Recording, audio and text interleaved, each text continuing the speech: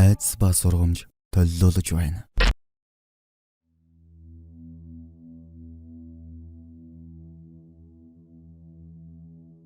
Манаас уг нь хачин жигтэй явалтад таарсан хүмүүсээс зөвшөөрөл аван та бүгдэд өргөдгийг мэдгдэж байна. Оюуны өмчийг дээдлсэн танд баярлалаа.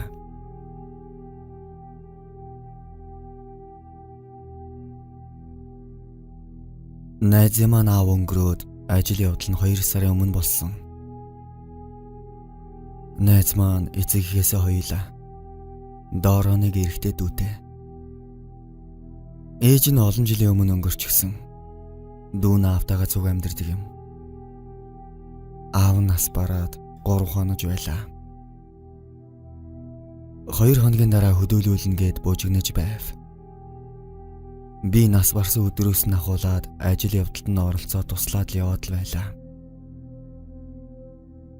3 сарын 19-ний орой тэдний лам нар ирж лүүжин тавих болоод би тэр лүүжин тавих лам нарыг хотын төвөөс гэрээс нь аваад улаастад байх гэрлүү нь очив. Тэр номыг нь харахгүй бүрүүд уншдаг гэд оройхон гэгээ тасаж байхад очсон.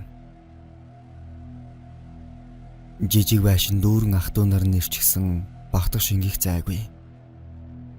Ядаж байхад би өөр дөрön цэргийн баяр гэж жоохон ууччихсныг хэлэхүү дотор муухаараастай. Лам нарч хооморт суугаад балин энтрээ гэд эхэллээ. Дэгсэн нэг лам нь гадаа гал төлж балингаа өргөн шүү. Гал асаагаад бэлтчихэрэй л гэж байна. Би ч яг гадны хүн болохоор дээр нь дотор мухаарч байсныг хэлэхүү би түлшгийгээд бошуухан гарлаа. Гадаагаараа төлөөнүүд бөөгнүүлж байгаад жоохон бензин цацаад галаа асаагаад байж байтал номж уншиж эхлэв. Бодолгүй дүүн балинг нь аваад гараад ирлээ. Асаасан гал руу балингаа өргөчгөөд буцаад орчихов. Өвлөөн цас орчихсон гадаа хүүтэн гал руу дөхөж дулаацсан шиг галаа өрдөөд ганцаараа байж байтал хашааны төмөр жижиг хаалга онгойж хүн орж ирж байна уу гэлтэй. Дэгсэн харин учиргүй нохоо нэрхлээд байгаа юм шиг айгаад ч байгаа юм шиг сонингинаад эхлэв.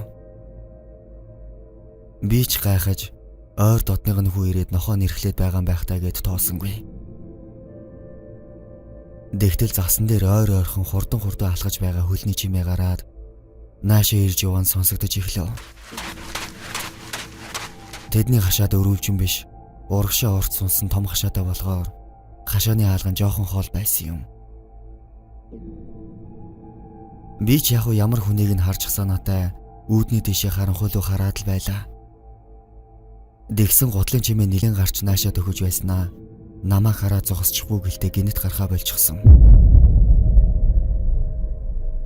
Би бүр гайхаж хашаан дотор байгаа машинуудын аль нэг лүү нороо сувч уу гэж бодож гар утасныхаа гэрлийг асаагаад үүд рүү очиж машинуудын дундуур тойрч явлаа. Хүн байсангүй. Дэгсэн нохоо нь байшингийн зүг рүү харчихсан толгоогоо хоёр тийш нь гэлжилгээд яг л нэг юм хараад байгаа юм шиг байх юм.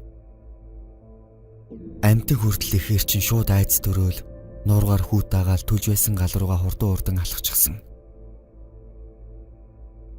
Галынхаа хажууд очичгоо чимээ жагнаад байлаа. Нохоо л дуурайд байв. Яг л хүнд эрхэлж байгаа юм шиг. Дотгошоо байшин руу орох гэснээ санаа зовоод ном уншиж байхад нь хаалгуудыг нь онголзуулахаас зовоод орсонгүй. Засал ном нь хурдан дуусаасаа гээл бүр байж ятсан. Сүүлдээ жоохон даараад байхаар машинд очиж суужглаа.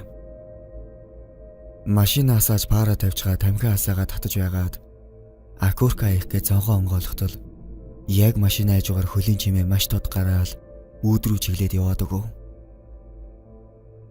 Яг миний хаалганы хажуугаар явсан болохоор ч тэрөө ёстой дотор палгээл явчихсан. Гарч ичрээ сонирн болдог юм байлээ. Мэддэг майн мэгзмээ уншаад байж байтал ашгүй найз гараад ирэв. Би ч бошгон гүгээл очлоо. Тэгтэл найз маань чи орохгүй юу гэж байгаа юм бэ? Daарлаа штэ.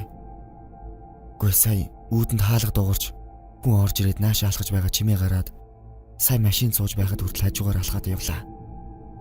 Гэж хэлтэл найз минь итгэсэнгүй. Чи л айсандаа хий юм сонсоо үзгээд тоосонгүй. Бид хоёрыг юм яриад байж байтал ламнарч дуусаад гарч ирлээ. Бошуухан ламнараа аваад машиндаа суугаад хөдлөө. Буцах замдаа жоохон настаа дулаан махта буу халлаа. Төрөний болсон юм ач гэсэн хилээд амжив. Бас айдас авчих санаатай. Дэгсэн лама хойн сууж байсан хоёр залуу ламаасаа "Хоёр харсан уу?" гэж асууж байна. Дэгсэн нэг нь "Үгүй, юу вэ багшаа?" Харин нөгөөх нь хараагүй, гэхдээ мэдэрсэн гэж хэллээ. Дэгсэн лам ах хөөхөн жоох юм эрэхтэй зууралдаад золтоол тасалчихсангүй. Сахилгагүй монд байлээ гэж хэлв. Би зүгээр шоконд орсон. Дахиад гар салганаад эхэллээ. Дэгсэн хойноос нөгөө мэдэрсэн лам нь "Харин тийм ээ, ширээн дээр байсан дамар эргүүлээд би бүр сандарлаа штэ. Эвгүй юм байна" гэж инэв хэлв. Би шууд л ойлгож, жоо хүүхдийн сүнс байсан юм уу? Намайг гадаа галт үлж байхад хашааны аалгаар орж ирээд нохоо эрхлүүлээд байсан мүү юм болов уу? Гээл асуучихлаа. Дэгсэн нөгөө лам "Мом, хөөхөн жоохон хүү байна лээ. Ном уншиж байхад орж ирээд хажууд байж байгаад өргөл өргөс үнээ сууж аваад явсан. Хөөхий их л ангад цангаж хоруугаас явжтэй. Хойтхыг нь их л муу исэн юм байна. Эднийхэр нилээ иргэдэг бололтой чаавас" гэж хэлв. Би зөндөө айчсан байсан болохоор надад ямар нэгэн муу юм болох уу гэж асуулаа.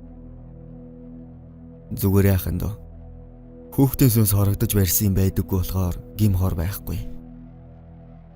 Үнэхээр нойрчин тав үрхэд хар бараан зөөдлөвөл зүүн хой зөвлөсөн өргөчгөөрөө.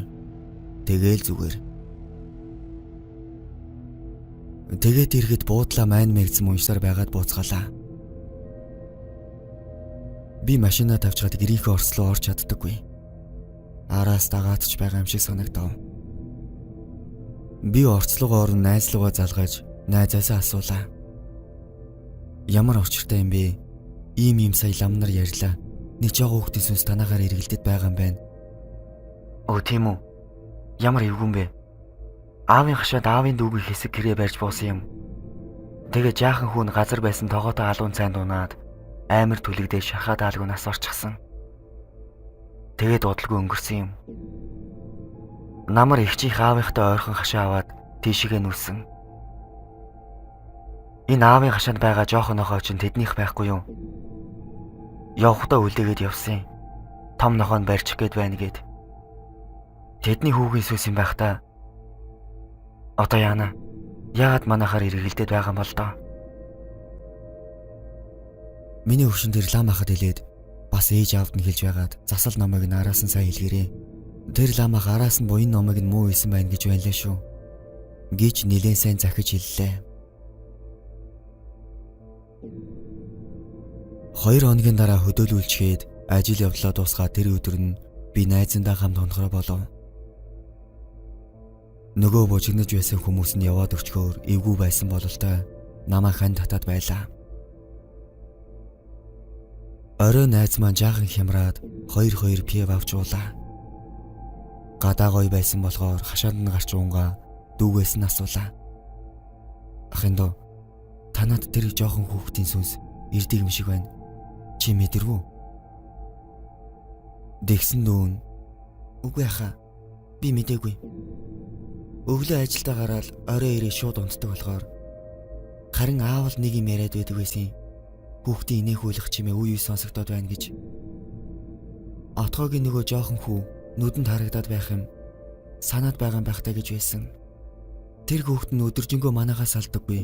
Өдөржингөө л аавтай байж байдаг байсан юм. Аав эрхлүүлэл ёстой хөөрхөн сэргэлэн хүүхэд байж үлээ. Тэр л аавд харагдаад байж л дээ. Би аавд итгэхгүй загнаад байсан юм. Яах гэж загнаж байв та?" Гэдэл хоолон зангираад явчихсан. Тэр өдрөөс хойш аав ээж нь гандан хийдэр нэлээ явж засал ном хэлгсэн гэж байна лээ. Хөөрхөн ялгаамтны сүнс одоо нэг амарч байгаа байлгүй дээ.